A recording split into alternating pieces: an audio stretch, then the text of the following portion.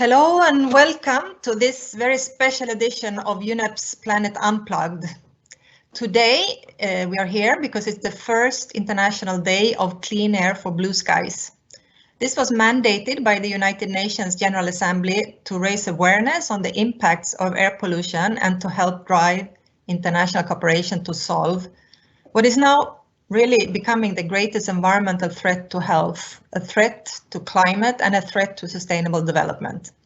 And a special thanks to the Republic of Korea, who took the initiative for this resolution to be adopted. My name is Helena Molin Valdez. I'm the head of the UNEP-hosted Climate and Clean Air Coalition Secretariat. We are a coalition of 70 countries and 200 non-state organizations and international partners and actors. And we work to reduce pollutants that threaten clean air and our climate. Because air pollution and climate change are inherently intertwined, and actions in one issue can benefit outcomes for the other. We'll talk more about this. And that's why I'm so excited to be part of this first day for clean air with our many partners. I will be your moderator today, and before we get started, here are some rules for participation. So this event is automatically recorded and will be shared later. All participants are muted, and I encourage you very much to submit questions that you might have or comments to our speakers through the Q&A box and icon. Please make sure that you provide name with the question. Anonymous ones will not be answered. We have colleagues moderating the Q&A box, and they might come back to you directly as well. We will try to answer as many questions, our speakers will try to answer as many questions as possible during the Q&A session, and we will try to group them also on the broad topics. Please note that there might be 10 to 20 seconds delay between presenter and participation. So quickly to the agenda for today, which is really exciting. As you can see, we have the leaders from the international community dealing with air quality and the health of our planet and people with us. The Executive Director of UNEP, Inger Andersen, the Director General from WHO, Dr. Tedros, the Minister of Environment of the Republic of Korea, Dr. Chu Myung-rae, Dr. Maria Neira from the World Health Organization, and the representative from the private sector is also here with us, Ms. Manjiku Manyara, the General Manager of Petroleum Institute of East Africa. I will introduce them when it's their turn to speak. They will all talk about the impacts of air pollution and some of the things that need to be done to solve this. After this initial statements session, we'll move quickly over to the open question and answer session, and I encourage again all of you to actively submit your questions to the speakers in the Q&A box. So with no further delay, let me first introduce our Executive Director of the United Nations Environment Programme, UNEP, Ms. Inger Andersen. It's she and UNEP are the ones facilitating the celebrations of the Clean Air Day in collaboration with a wide range of agencies and stakeholders. You find them all on our website.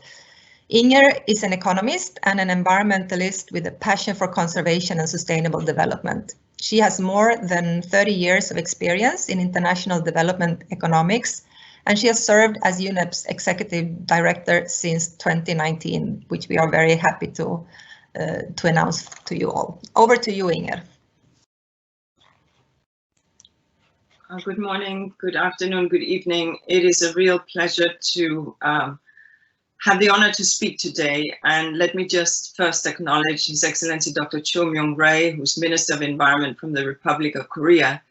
But let me also very warmly acknowledge my colleague, Dr. Tedros Adhanom Ghebreyesus, who is so brilliantly leading our sister agency, WHO. Thank you for taking time, both Minister and Dr. Tedros. And of course, Manjiku Manyara, who will also be speaking this morning. We are marking an important day, the first International Day of Clean Air for Blue Skies, as mandated by the General Assembly, adopted a resolution last year. And it is an important event because if we have learned anything from this pandemic, it is that we've come to appreciate blue skies, we've come to understand risk, we've come to understand prevention. because what we know about air pollution is that it causes health damage, obviously, from the ambient air pollution, and that has a huge cost on our global GDP. About 4.8, nearly 5% is shaved off our GDP from air pollution, and causing, as you will hear no doubt today, 7 million premature deaths as per WHO numbers. WHO will speak to the health impacts, I'm sure, on humans. I will speak to the impacts on the planet, because air pollutants can affect ecosystems, threaten our food and our water, and can contribute to climate change. Air pollution comes in the form of tiny particles from transport, from industry, from agriculture, from indoor cooking and heating. And many of these pollutants also have a global warming effect. So by reducing these air pollutants, we could slow global warming by approximately 0.5 degrees. And that is no small order. So when we think about air pollutants, the one that we are most concerned and the main air pollutant is ozone. It reduces crop yields, it reduces forest health, and it generally impacts on biodiversity. But we also, obviously, as environmentalists, concerns about sulfur and nitrogen, which causes damage to forests and to lake ecosystems through acidification of soils and surface water, affecting growth and killing fish and other organisms. Some of us who are old enough to remember acid rain know that acid rain is a particular concern, that when not only obviously on human health, which we will hear about, but it also leaves plants, damages the leaves of plants, and thereby reduces plant productivity and the entire productive cycle of ecosystems. And acidification of groundwater and river water can kill fish and insects and many other species. I will invite kindly the organizers to take away the slides, please.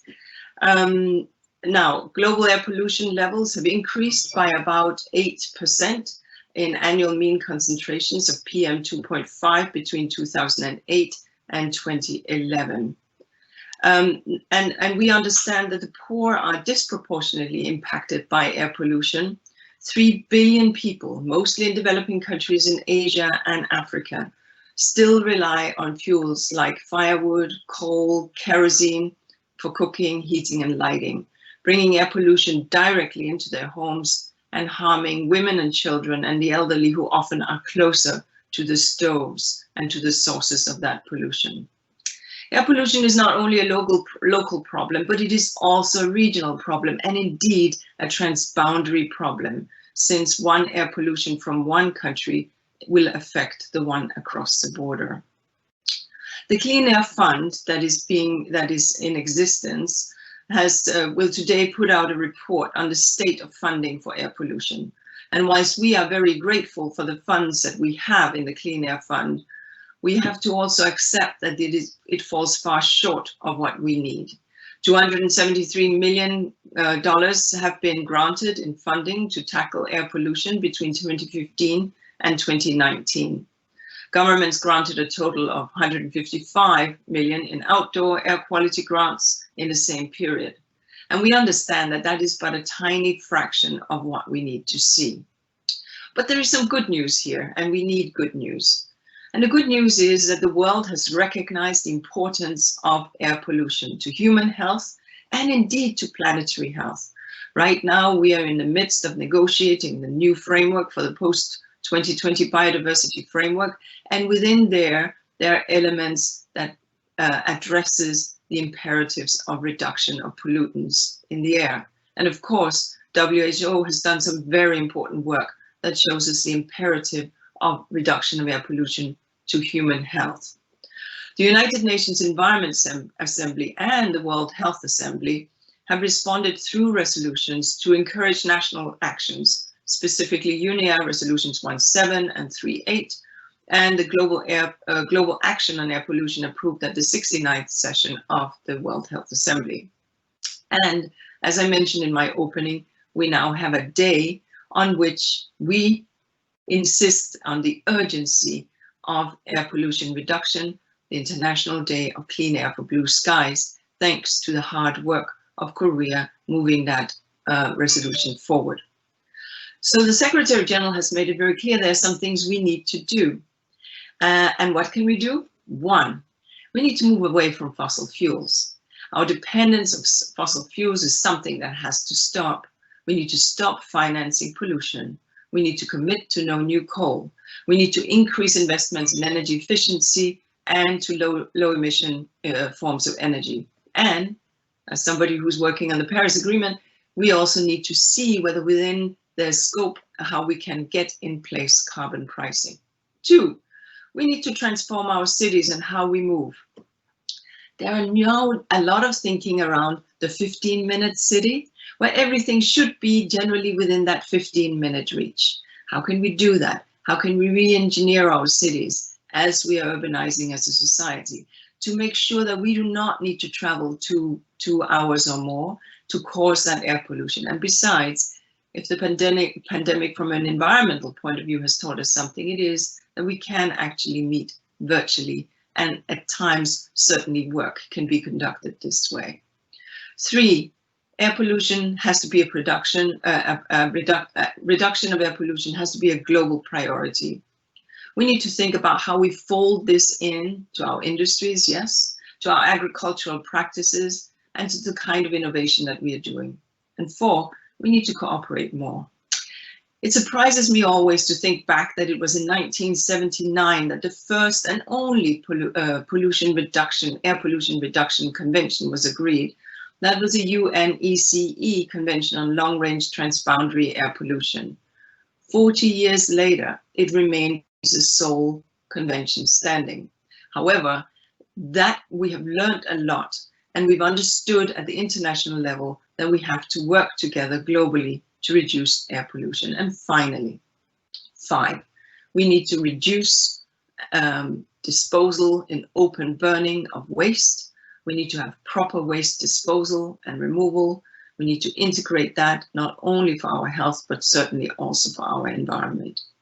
So we all have a task to do, and COVID-19 lockdowns has shown us that clearer skies are possible. But clearly we don't want clearer skies in this way such that we lock down 1.9 billion children and we stop the economic wheels turning. What we want to do is to have a green transition. What we want to see is that the stimulus funds that are now available are being put into a greener future for tomorrow. What we want to see is moving towards a pollution-free planet. That's a commitment we have at UNEP, and it gives me great pleasure to be working with our friends and colleagues in WHO on this imperative of reduced air pollution. So as we celebrate clean air for all, making it happen, as we celebrate the International Day for Blue Skies, let us commit then to a cleaner tomorrow. With that, I thank you and hand it back over to the facilitator. Thank you very much. Thank you very much, Inger. That was extremely powerful as an introduction to the International Day of Clean Air for Blue Skies. And it also gives me great pleasure to invite the next speaker, who we all know. It's Dr. Tedros Adhanom Ghebreyesus. He's the Director General of the World Health Organization. Dr. Tedros is a former Minister of Foreign Affairs and Minister of Health from Ethiopia. He's an expert in community health, immunology, and infectious disease, which gives us great confidence because Dr. Tedros, as we all know, is leading the incredibly important and difficult job to leading the international community through the global pandemic. So over to you, Dr. Tedros and WHO. Thank you, moderator. Thank you so much, and for your kind words also. Your Excellency, Dr. Cho Myung-Rae, and my sister, Ms. Inger Andersen, dear colleagues and friends. I'm delighted to join you, albeit virtually, on this first International Day of Clean Air for Blue Skies. The resolution to observe this day was adopted by the UN General Assembly just 12 days before the first cases of a new coronavirus were reported in December last year. The pandemic and the measures taken in many countries to contain it have taken a heavy toll on lives, livelihoods, and economies. But there have also been some unexpected benefits. In many places, we have seen a significant drop in air pollution.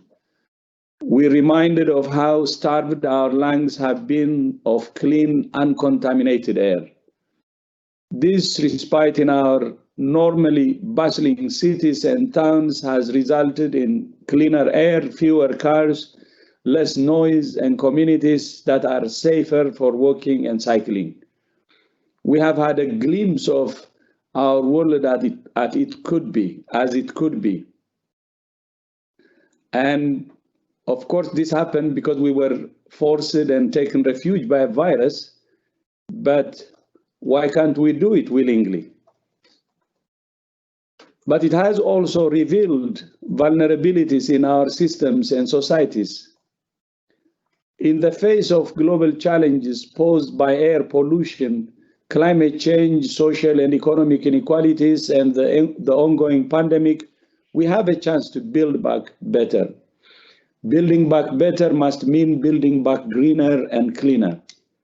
That's what economists, healthcare professionals, academics, industry leaders, and more are now calling for. The WHO Manifesto for a Healthy and Green Recovery to COVID-19 provides a prescription for a better normal, with improved social and environmental health and well-being for all. It includes more than 80 specific actions for governments at all levels. Among those relevant to fighting air pollution are establishing and enforcing air quality standards in line with WHO's air quality guidelines, developing coherent multi-sectoral policies and actions for preventing air pollution, developing and implementing policies to ensure clean fuels and technologies for cooking, heating, and lighting in households, ensuring cleaner air through implementing interventions in polluting sectors, and through access to cleaner fuels and technologies for cooking, heating, and lighting, stopping subsidies on fossil fuels, such as for power generation and transport, and subsidizing or exempting tax of clean energy and fuels, such as solar, hydro, and wind-based electricity, and embedding, finally, environmental and health benchmarks in the financial recovery packages. All of these actions have potential knock-on effects, co-benefits, and links that reinforce each other and targets under the Sustainable Development Goals. Hundreds of national, regional, and city governments have already taken steps to align their policies on health, air pollution, and climate policies by committing to the UN Clean Air Initiative, the WHO Conference on Air Pollution and Health, and the Breathe Life campaign. Many of them have told us about their successes, learning experiences, and plans on their journey towards healthy air by 2030.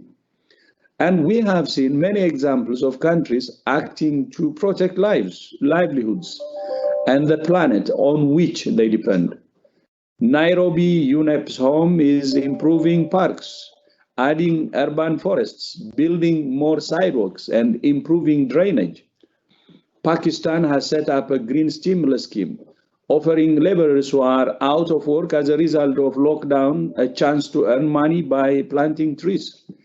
In the United Kingdom, the use of coal, the most polluting form of energy, fell to its lowest level in 250 years.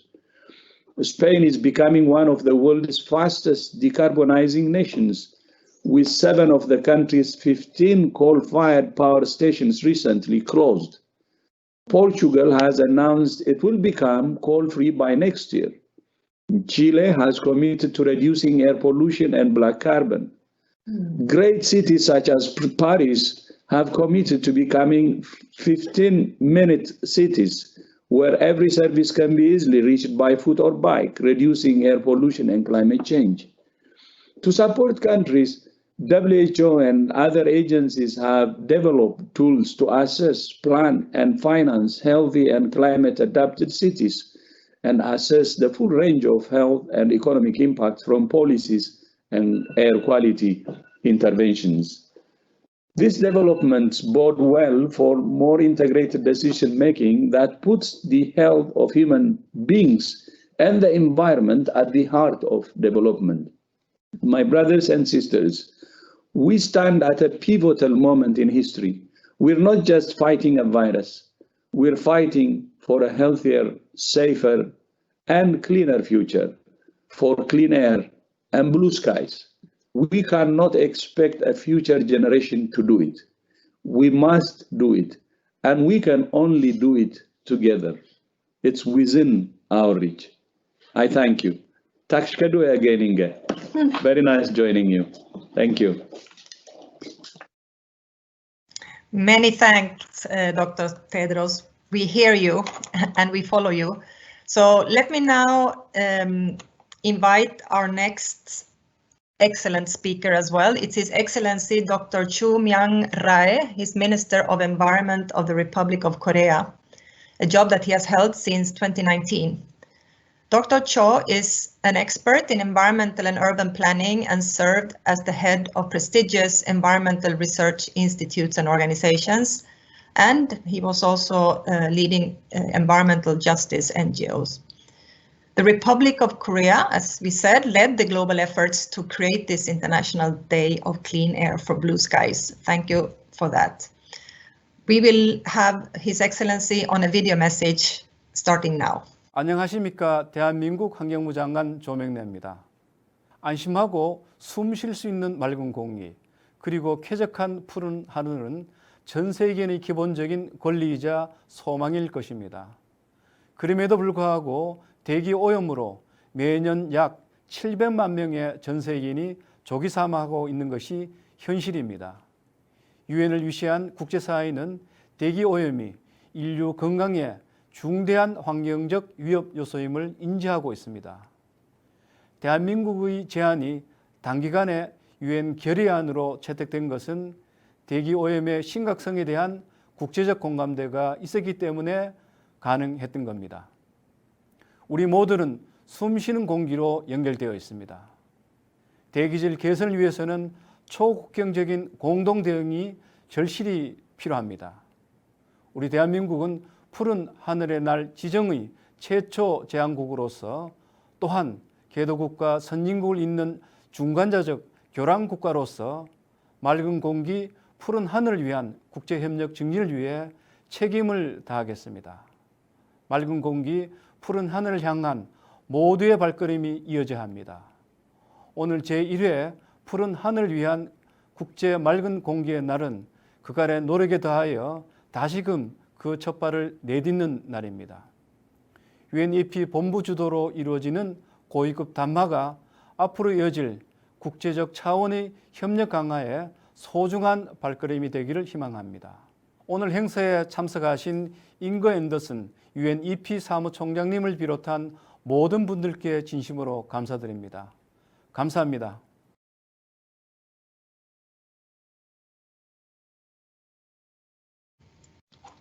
This is the International Day. There is a lot of activities going on. Actually, in Korea right now, as we speak, in Seoul, there is a major event, but due to the coronavirus, it wasn't possible to invite people from outside. So it's actually the President of the Republic is talking about the same issues right now. We had earlier this morning, there was a meeting in Beijing. There was another event in ASEAN countries. There was another event in Bangkok. Led by UNESCAP and our colleagues from UNEP offices there. So there are many, many things going on all day, continuing tomorrow and all week. So keep tuned. And now, after our eminent speakers and leaders from UNEP, WHO, and the Republic of Korea, I'm very happy to call on one of our clean air champions in the world, Dr. Maria Neira. We have walked together this walk for many years now, and it's up to you to enlighten us a little bit more around the actions that we can take and why air quality is such an important issue. And you will also stay and be available for the Q&A. Dr. Maria Neira is the director of the Public Health, Environment and Social Determinants of the Health Department in WHO, a passionate advocate and global leader in the fight for clean air. Dr. Neira worked in Mozambique and Rwanda before joining WHO in '93. So over to you, Maria Neira. Thank you. Thank you very much, Elena. Thank you very much, Inger. Happy International Clean Air Day to all. This is the first time we celebrate. I don't know whether we should celebrate many, because that means that we are not advancing on fighting climate change or not, climate change and air pollution. But for the time being, this is a great opportunity to raise awareness, and we thank you very much for this initiative, for giving us the opportunity to be here with you. You heard from Dr. Tedros already the most strategic and actions we are taking and how we are moving on tackling air pollution and how much we are committed to this cause. Let me just maybe reiterate something that we all know very well, but I think it provides still the most important motivation for the great cause that we are launching here. Why we are all concerned about clean air and blue skies is not just because it's nice, it's beautiful, it's a human right. It's because every year we know, as we say it very often, but I think we need to keep repeating it, that more than 7 million premature deaths are occurring due to exposure to air pollution. And among the good news is that we have been looking at the literature, the scientific literature, and the publications related to air pollution and health. And we could see in the last 5 years, almost exponential increase in the number of publications related to air pollution and health.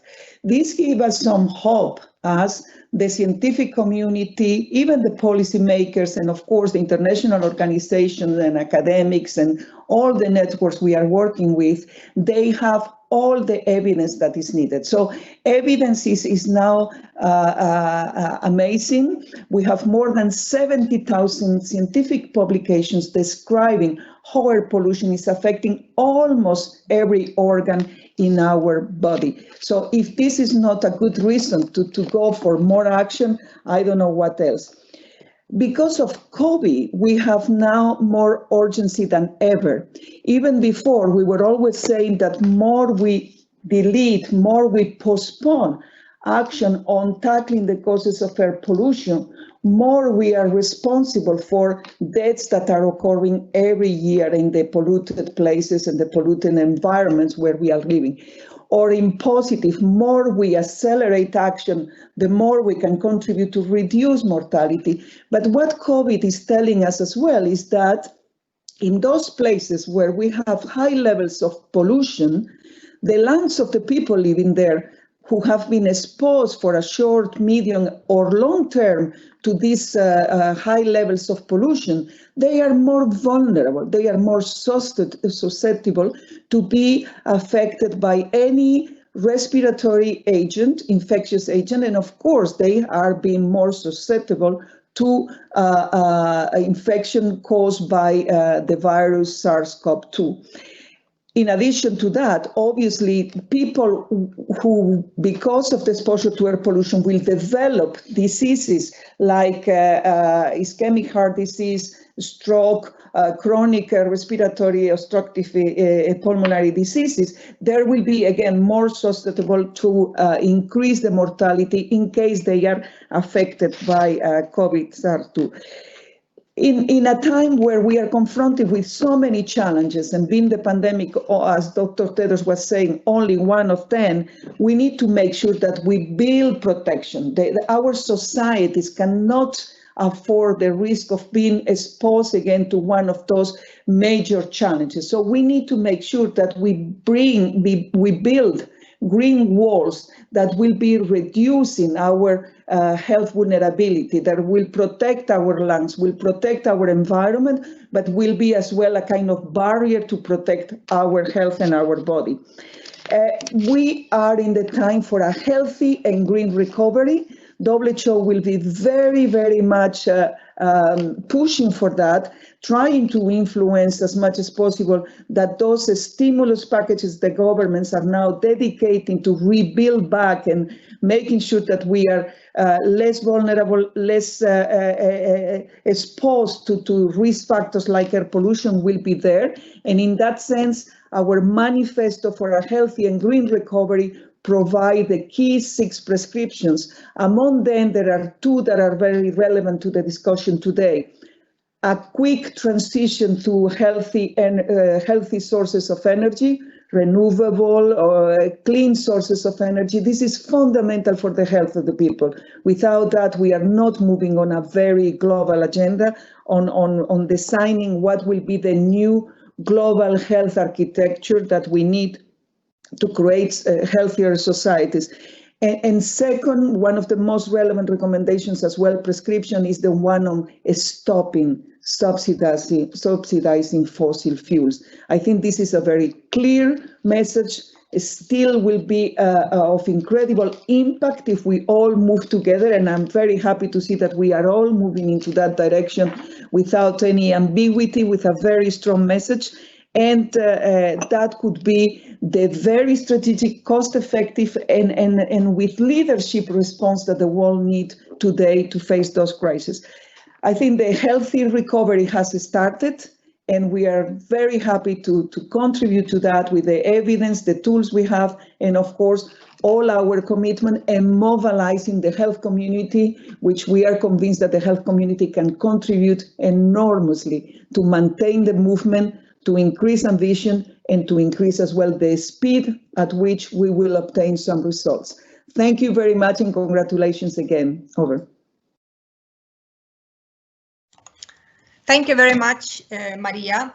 And I take the opportunity before I invite the last speaker that to remind you again that you have a box with question and answers. I hope you can all find it on the bar on Teams. You can post your questions. Please put your name as well. And after the last speaker, we will open up and have a conversation with all of you.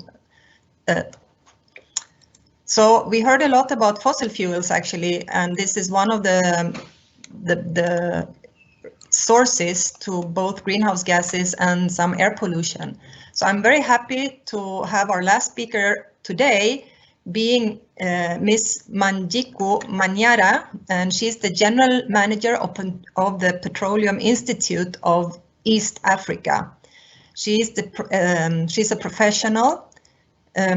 She's a professional environmental health scientist, and she is now working in this Oil and Gas Industry Association. She's talking to us from Kenya from a different angle than the previous speakers, and please, we are happy to be able to work with you on some really good solutions moving forward from the private sector. Over to you, Ms. Manyara.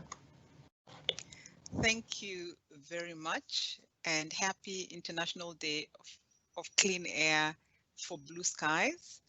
I'm delighted to be part of this panel, though I feel a little bit awkward given the fact that fossil fuel, as you know, is one of the contributors to the challenges that we have in reducing as much as possible the impact of emissions that occur from combustion of the various machinery that continues to consume fossil fuels, especially in developing countries.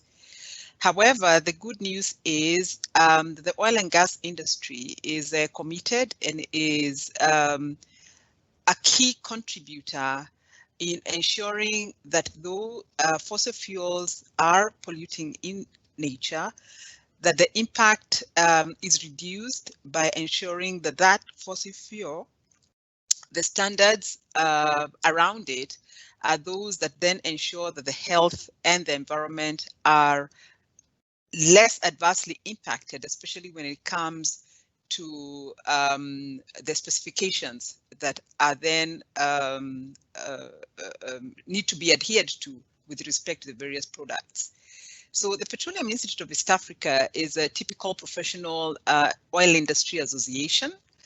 and its membership is drawn from large, medium, small oil marketing companies, as well as vital petroleum facilities such as pipelines and refineries, as well as service providers in our space who include transporters, financial institutions, etc. So our mandate as an industry association is to strategically lobby for policy and regulatory framework that encourages not only investments in this sector, but also that promotes affordable petroleum energy that improves the quality of the lives of the citizenry. So at the heart of the mission, at the heart of the PIA's mission, is a promotion and adherence to high operation and business standards. Given that standards are critical in creating sustainable business models that protect the consumer's health, safety, and environment. So the PIA has been instrumental, believe it or not, in promoting cleaner fuels. And it is through this industry association that the standards in the East African community countries regarding lead were eliminated back in 2006. And as you know, lead has very adverse impacts when it comes to children's health and even to adult health, and with especially with regard to the composition of lead, and also with regard to the mental development of children. The PIA was also instrumental in meeting the framework, the regional framework agreement on air pollution, where governments in 2010 committed to enact regulations to reduce sulfur in imported automotive diesel.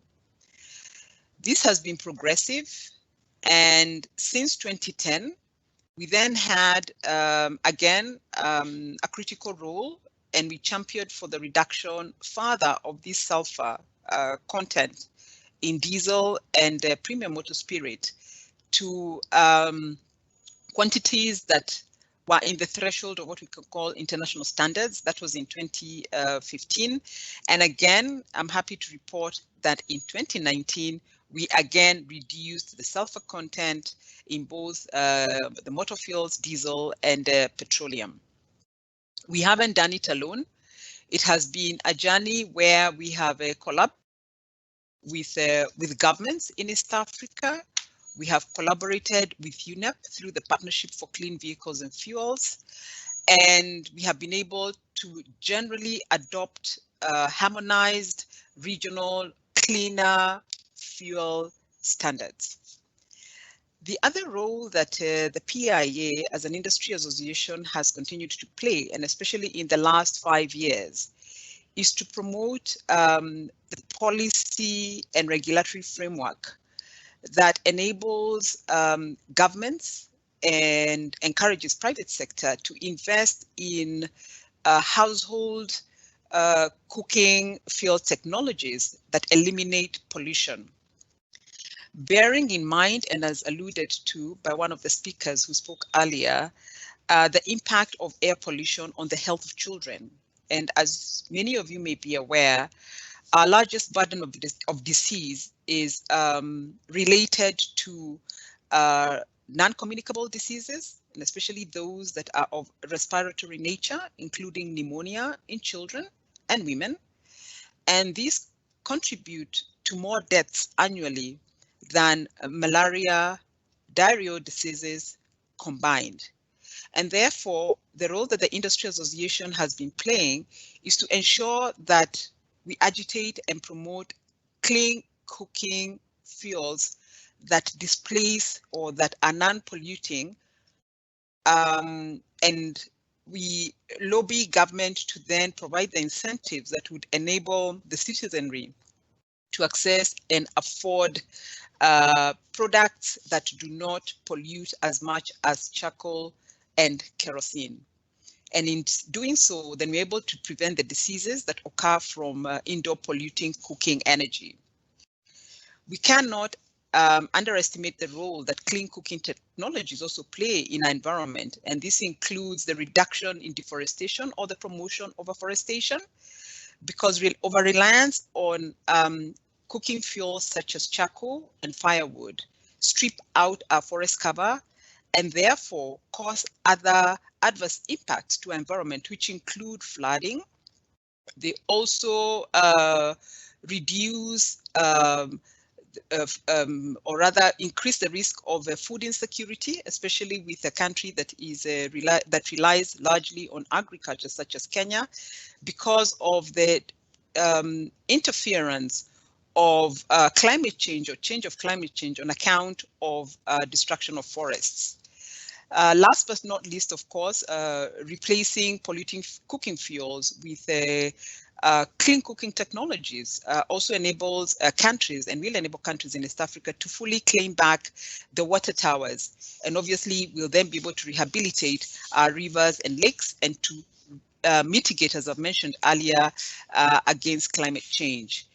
So in a nutshell, and I look forward to having further discussions, what we're saying is that the promotion, yes, of clean fuels in terms of specifications and standards is critical in conserving our environment and reducing the ambient air pollution and the impacts that accrue from it.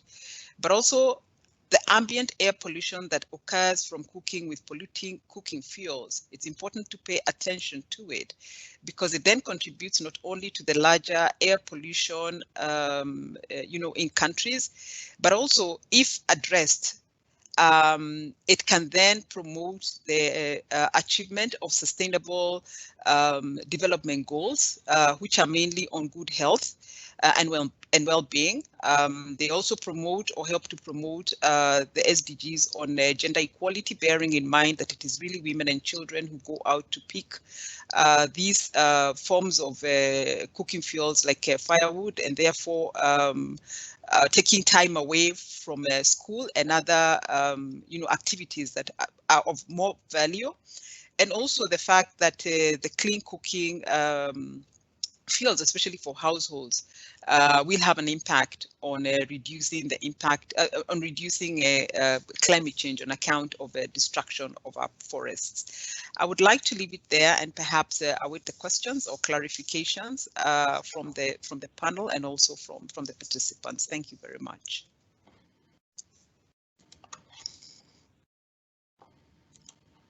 Many thanks, Banjiko, for that perspective. And it's good to have you here with us as well, since there is a transition happening, and it's good to see that the industry is catching up and will want to be part of this transition as well. So we have, keep your questions coming. We have our excellent panel with us here, and we have some really good questions in the boxes, and I know that in the back end we are getting more and more questions as well.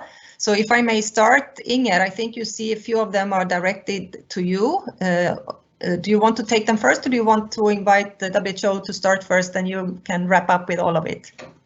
Okay, so I actually start with you, and I will end with you as well. So take the first one, please. I can read it if you want, or if you have it in front of you. I think I have it in front of me. There is a question about what can you do, and why is it so difficult for governments to take action. I'm sure Maria will also touch upon this. I think we need to understand that we don't have the ability to exit immediately from the sources of energy upon which you are dependent. If you are a poor woman in Burkina Faso relying on collecting firewood, you can't stop tomorrow, even if you have the information, because you need alternatives. And indeed, if you are an economy that is heavily coal dependent, you can't turn it off tomorrow. What we do need to see is government policies and commitments in global, regional, and national fora that enable those shifts, both for that poor woman collecting firewood and thereby having, she needs to have support so as to get alternatives or cleaner stoves, or in the longer run, gas or other opportunities, or indeed those countries that need to enable an exit from heavily polluting fuels. or we need to change agricultural practices. Each of these takes time, but most of all, it takes government leadership. Leadership in information about the kind of things we can do, and leadership in investment and in regulatory settings. And there are some interesting trends that have already been happening. I think what we saw during the pandemic was this amazement in the cities where all of a sudden you had the clean skies, and you saw these juxtaposed photos with during pollution, during lockdown. Not that we want to have everyone end in lockdown, that is clearly not the point here. But what people realized was that clean air is very possible. It's a question of human behavior. And I think that that has generated a degree of determination. But on other sides, there are interesting elements to be mindful of. And here I want to highlight the Barcelona Convention. This is a convention that deals with the regional sea of the Mediterranean. And in its last COP that was held in Naples, the ministers of environment for the Mediterranean agreed on a very interesting roadmap. It is a roadmap for the proposal for the possible designation of the Mediterranean as a sulfur oxide emission controlled area. Now, ministers realize that they can't do this overnight, so it's a roadmap for establishing these steps. But bravo to them, right? Bravo to them for having found a way, recognizing the difficulties and knowing that they will need to deal with land-based issues, with IMO, with maritime issues. But here you have a convention that we are very proud to host as UNEP, having said, let's see how we can make this happen, realizing that this is an issue. So I think in a small area such as this, or in the global settings, such as the climate convention, there are these conversations, but also we have the conversations over dinner tables and in schools, and people take this into the voting booth now. So politicians, watch out. People know that in fact there are alternatives out there. So maybe I will stop here. You will pick and choose, but let me go over to Maria because I'm sure she has other interesting things that we want to hear. I can hear you, Elena. Elena, you're mute. Oh, sorry. Maria, you might want to pick up on the same question, but in addition, you have one directed specifically to you from Stephen Stone. He asks, what do you see as the additional benefits of linking the environment and health agendas? Where are the most promising areas for bringing these agendas together and the most urgent? And you might want to link that up with the question posted also by Stephen Stone, where he says, we see the skies clear and the air improve as the world went into lockdown. What are the best avenues to maintain this trajectory as the world's economic motors restart? Over to you, Maria Neira.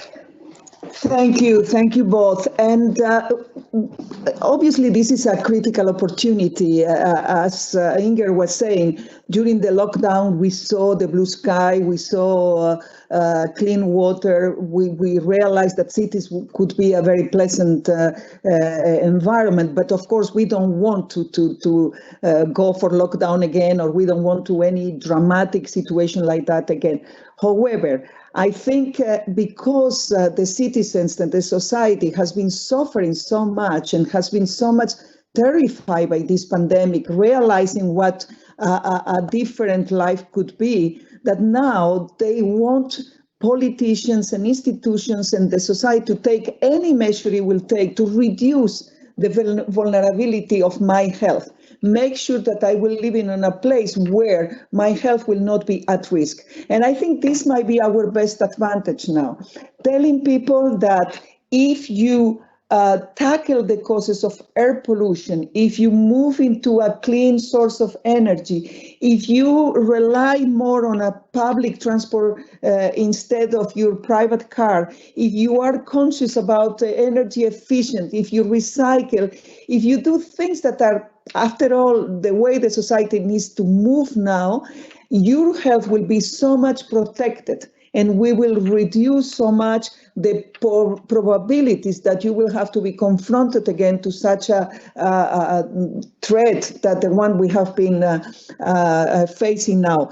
In terms of the benefits of environment and health, the planetary health and the human health, I mean, is such an obvious benefit, is the opportunity that we have to, again, stop these intensive agricultural practices, going for a more sustainable food production and waste management, the opportunity to stop this interaction between wild animals and humans, and therefore the risk for having pandemics again, to recover our relationship with nature. After all, nature is the one that is giving us the air we need to breathe, the water we need to drink, and the food and the shelter. So it's very selfish, maybe, but it's maybe the opportunity as well to tell people this is on your own interest, on my own interest, on the society interest, and it will have good economic repercussions, it will have a societal benefits,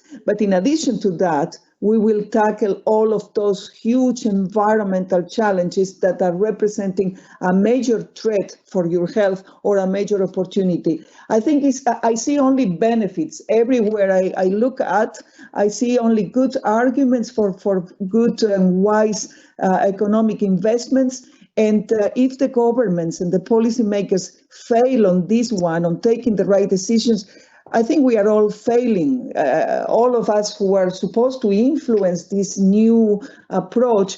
So we need to be very, very proactive, present, using as much as possible all of our very strong economic, environmental, health arguments, and make sure that we are not giving up, and we, at the price of being called, very strong and maybe too present, we need to do it. I mean, we can't fail this time because the consequences will be terrible, and the society is not prepared for yet another threat or another crisis. They are very vulnerable at the moment. Over. Maria, there is a follow-up question from Elvis Movara. What impact is COVID having on the work to reduce air pollution?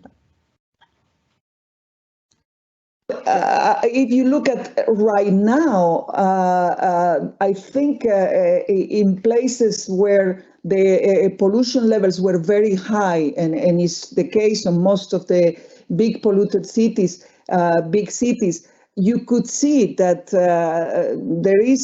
we are starting to see a correlation between high levels of exposure and more susceptibility and increase on the risk of being affected by an infectious respiratory agent. Plus, there is some correlation as well on the increase of the mortality for those patients who already have some underlying clinical conditions due to air pollution, and therefore that makes them more susceptible. Those are the very negative consequences of air pollution on COVID. The other way around is because of COVID. Now some mayors are saying, okay, now we don't want to go back, so now our cities the traffic will be reduced. So there has been as well a very maybe brutal but way for mayors to realize that they need to accelerate the plans they have to reduce traffic congestion and pollution at the city level. I think that has been brutal for them, but probably that will play in the favor of moving quickly and more aggressively, if I can use that word. Is there any of our other speakers who would like to respond to that particular question? What is COVID doing to our air pollution policies moving forward, in the good ones and the bad ones? Yes, Inger. Well, maybe I'll just add, because Maria has already we've been quite impressed with how cities have in fact picked up on this, and where cities have in fact from London to Barcelona to cities in Latin America, Asia, Africa, looking at, and Dr. Tedros made a couple of references here, where cities have made some investments in public transport, in bike lanes, in these kind of elements, which clearly in the long run can greatly enhance air pollution reduction. We need to make sure that we do it safely, that we invest safely, that we don't mix bikes and people and cars, you know, that is properly delineated and so on. So there are many elements here that need to go into play. But I do think that this is important. We've seen other conditional subsidization to airlines on the condition that they would reduce the short haul flights where you can take the train instead. That's good. We like it. So we've seen some of those elements of conditional subsidies in the stimulus packages. What we now need to see, the $4 trillion that have gone into stimulus packages, we understand that some of it will go to ready shovel-made projects, etc., but others will go to large-scale investments. And here the question is, are we going to put that into new coal plants? Are we going to put it into renewable energy? Or are we going to put it into hydrocarbon? Or are we going to put it into renewable? And we from UNEP says, no, it's going to be put into renewable. With respect to vehicle fleets, there was a question on that, and maybe I'll just pick that up.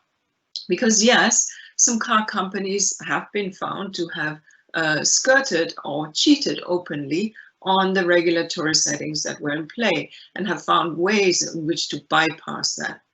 So the question from the participant was, so what can be done to ensure that this is improved and enforced? Shine a light.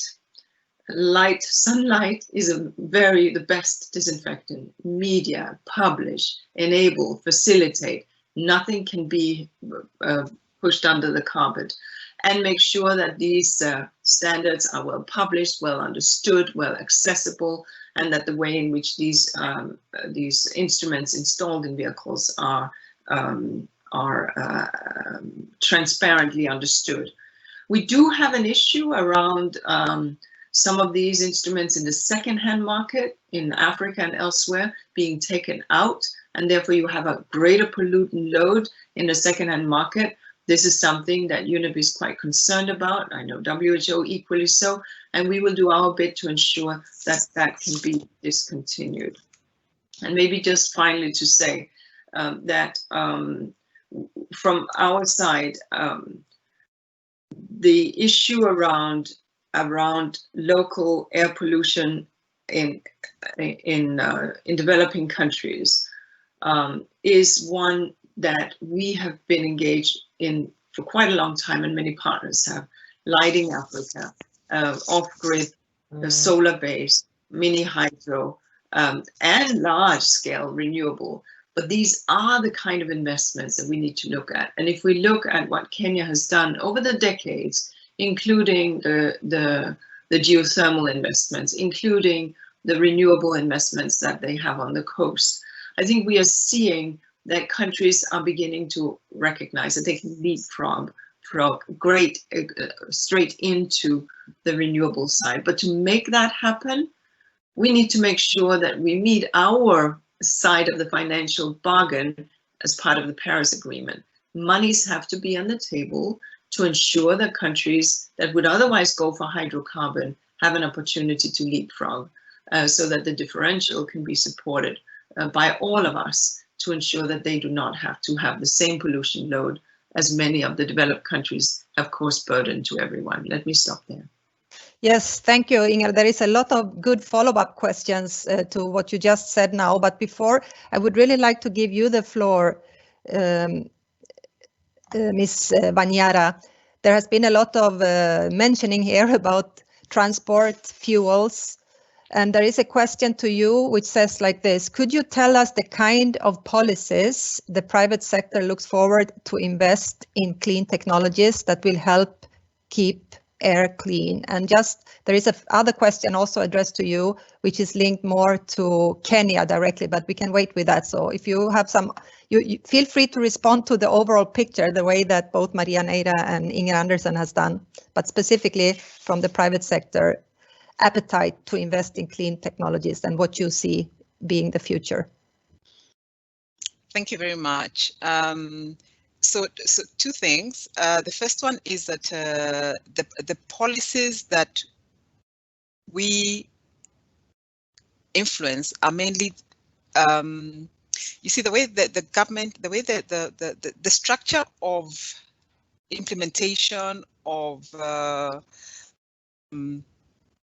instruments that will enable sustainable shift, whether it's in terms of technology, in terms of standards, in terms of improvements on fuel quality, are always entrenched and driven by government policies.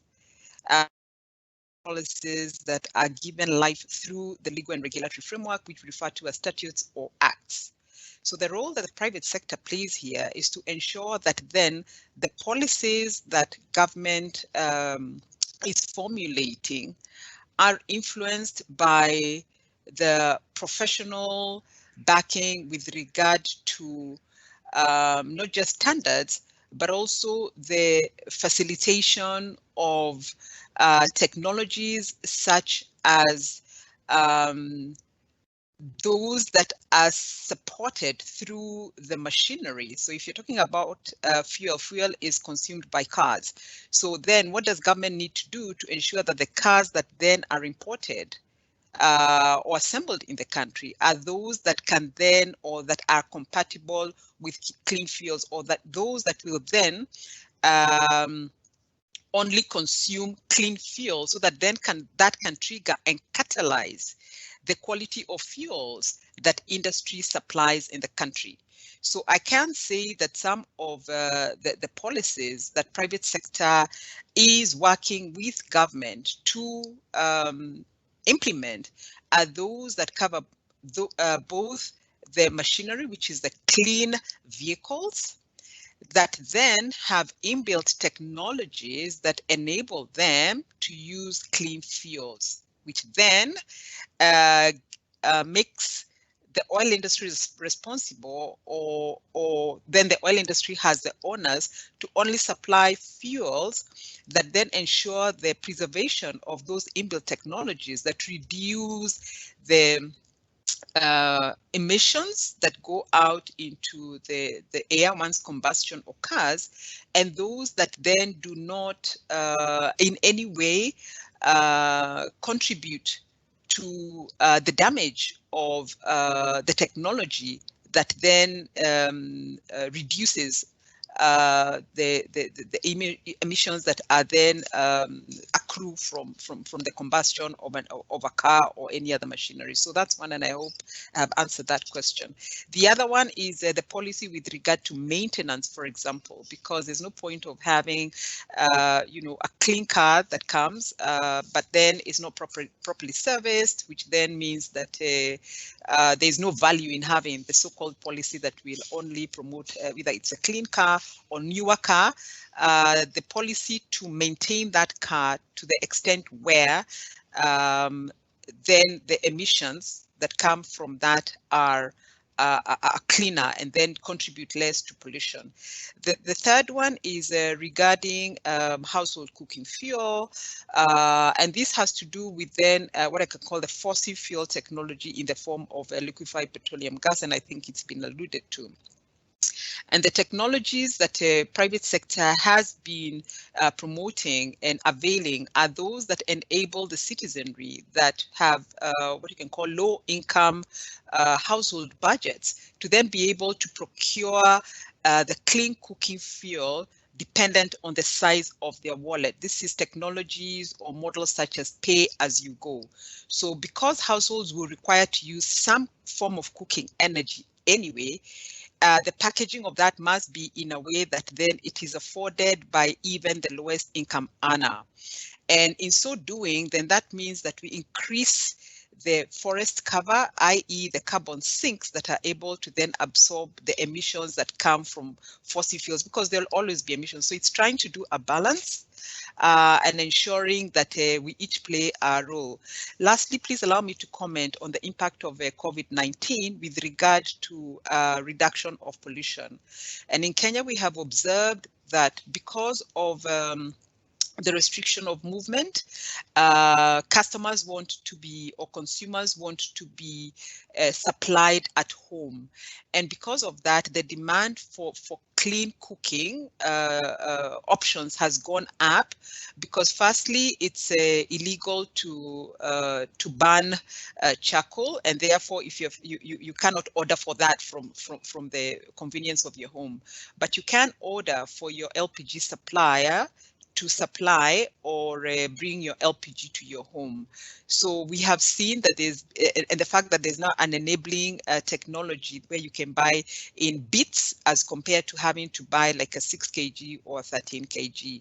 The decreased mobility also may not be good news for the oil and gas sector, but the decreased mobility in terms of having to use cars, people are now pulling, people are cycling. It has reduced in this period in terms of the emissions and by extension, the extent of pollution that occurs from emissions that come from cars and other motorized use of transport.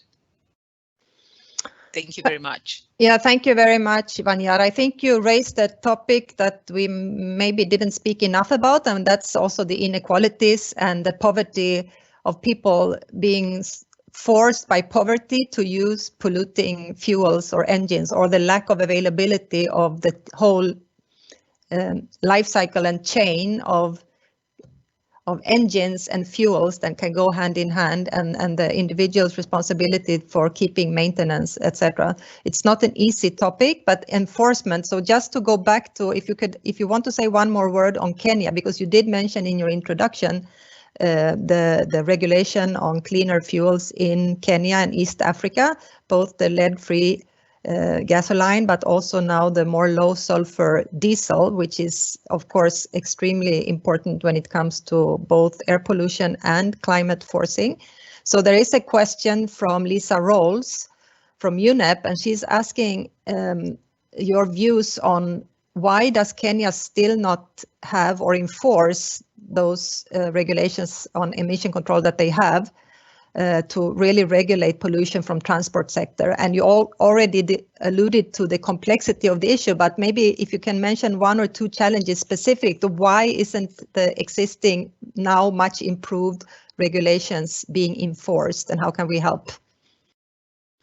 Thank you for that question. Let me reiterate the fact that since 2012, because that is when, no, 2015, because that is when we first harmonized the East African Community Fuel Specification through a law and a common standard.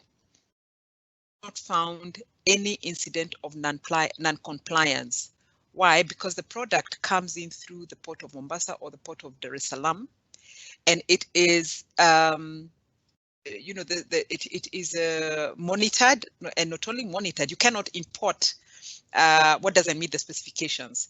For Kenya specifically, the importation is done by one winning bidder through the open tender system, who then brings the fuel on behalf of the entire country demand for that period. And it is the same product that is then exported to other East African countries. So the standard is the same, it is enforceable.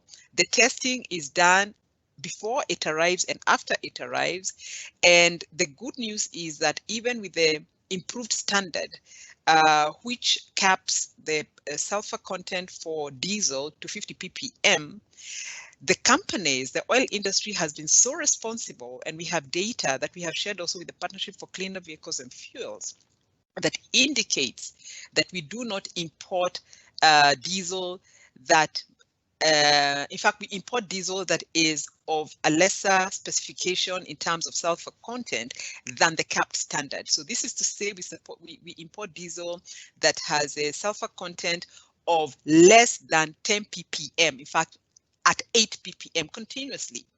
The same thing for premium motor spirit. The sulfur content is capped at 50 ppm, and we never go beyond that threshold. And the government is very strict, as are the receiving facilities within our port of Mombasa, and our pipeline network cannot even allow for any product that doesn't meet the specification to be imported into the country.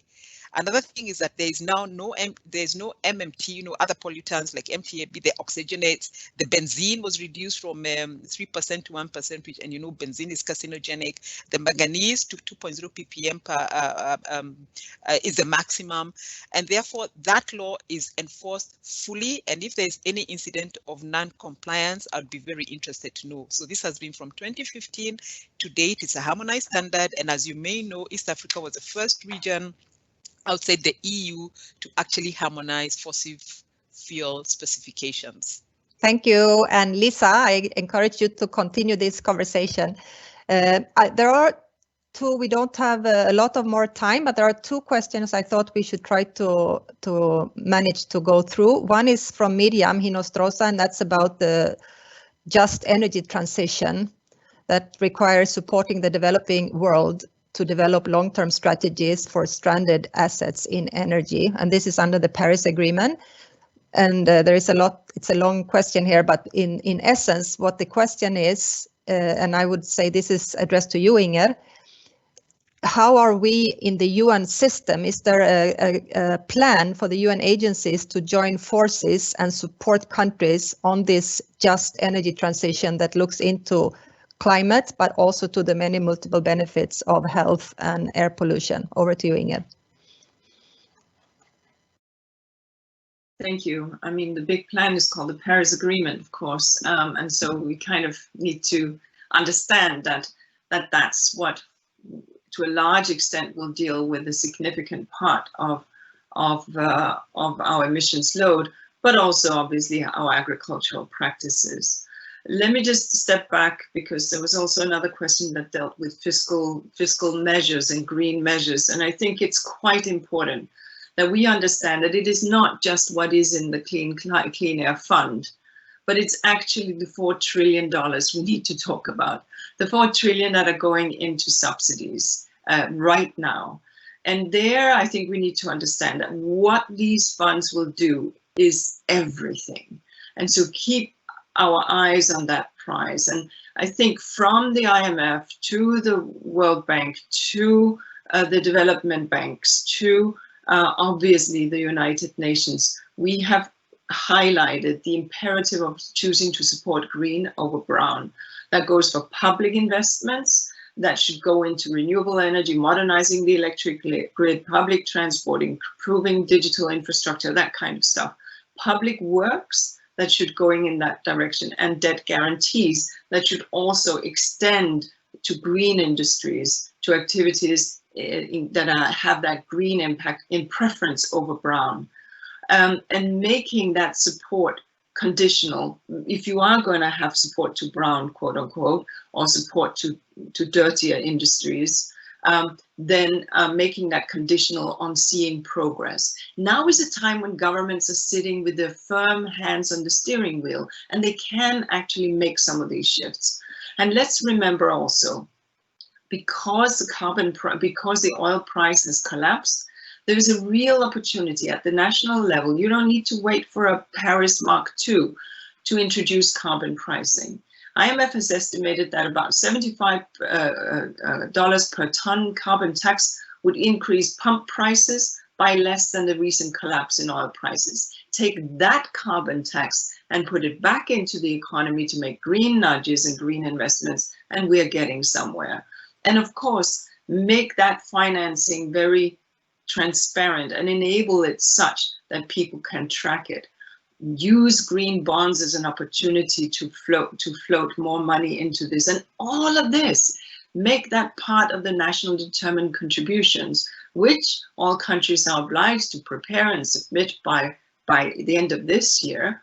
There's a real opportunity with all this money going into the economy and sloshing around to use that money for a massive stretch on Paris. So I didn't want to lose that opportunity, because really now is the time. We will never in our lifetime, God forbid, see the public purse put so much money back into the economy. Let's get it right. Watch that money, be part of the conversation, and ensure that that is not just sort of default back into the old groove, but that it flicks us into the new groove. And at the same time, and I'm aware of time, be mindful that nature becomes a strong ally here. Nature-based solutions was an element that the Secretary General made as a high priority for the Climate Action Summit last year. Next year is a year when we see the decade of ecosystem restoration, decade where we want to put nature back, where we want to give it a leg up. And it also is a time when we will be meeting in Kunming for COP15 for the Biodiversity Convention to agree on a new framework.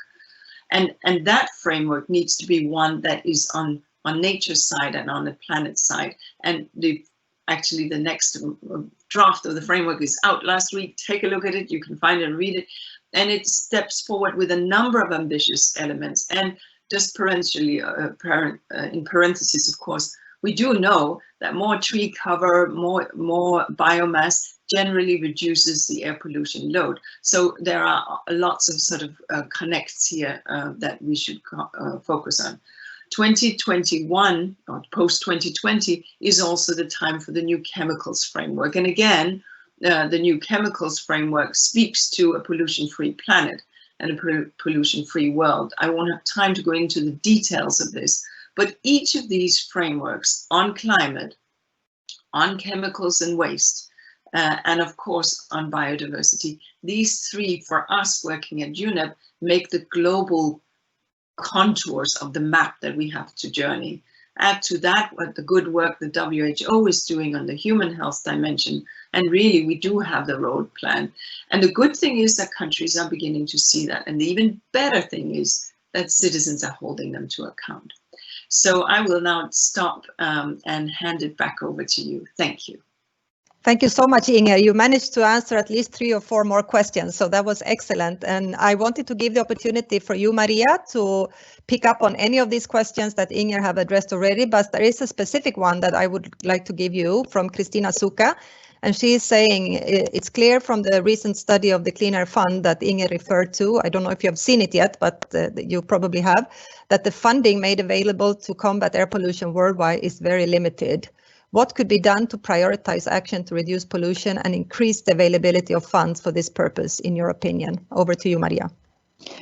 Thank you. And it's true that the funds are certainly not at the level of the challenge we are confronting on such an incredible public health disaster that representing one of the major risks for human health at the moment.